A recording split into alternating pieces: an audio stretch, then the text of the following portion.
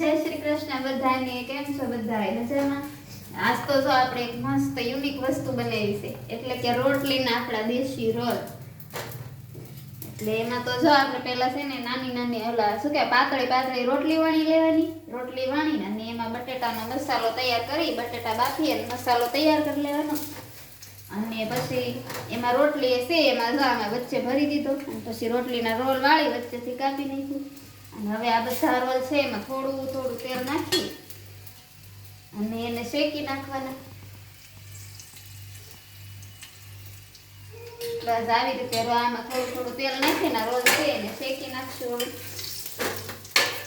અને અમારે જો નિયતિબેન માટે આમાં બટેકાનું શાક બની નાખ્યું, રોટલી બનાવી નાખી છે.